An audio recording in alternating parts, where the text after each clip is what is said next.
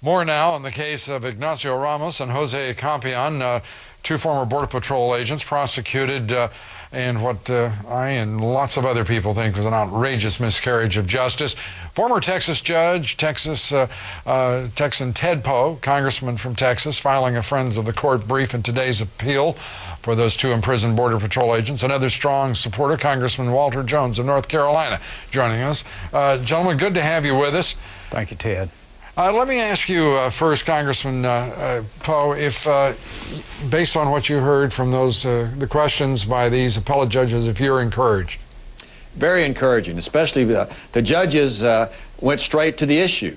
The U.S. Attorney's Office tried to make this drug dealer, this informant, a choir boy, and he's not a choir boy. He's a smuggler, and the judges thought that the jury should have heard about that, and the jury should have known all along that this drug smuggler was habitually bringing drugs into the country, and used that to judge his credibility as a witness. So that was very encouraging comments by the judges in this case.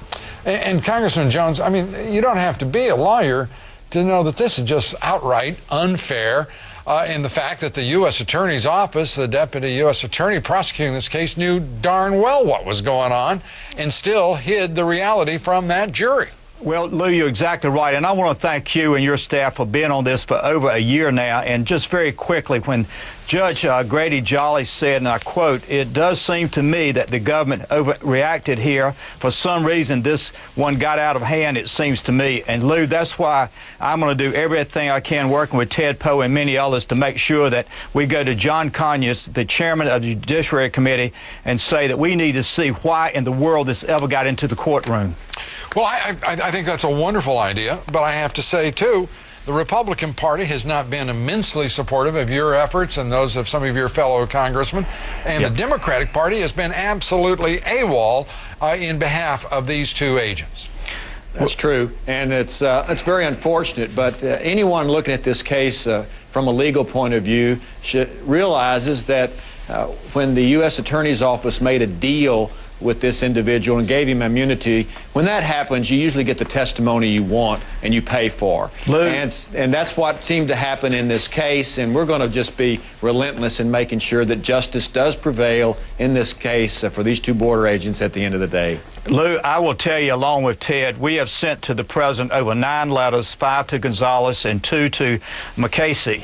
And when the President can find it in his heart to let Scooter Libby give him commutation and will not even answer our letters about these two border agents, there's something wrong all the way to the White House. Well, and I wish that this were the only evidence that there is something wrong in this government all the way to the White House. It is just simply additional evidence, in my opinion. The fact that this president has been so, and this Justice Department, you mentioned 5 letters to former U.S. Attorney General Alberto Gonzales. Yes, I mean, that's unconscionable. The prosecution, you know it, I know it. Absolutely. Every American who's paid attention to this case knows those two Border Patrol agents were just simply wronged by particularly a U.S. Attorney's Office that, frankly, was party to lies and the suggestion that there was racism involved. I mean, it's just remarkable. Let me give you just a quick, I want your comment on this.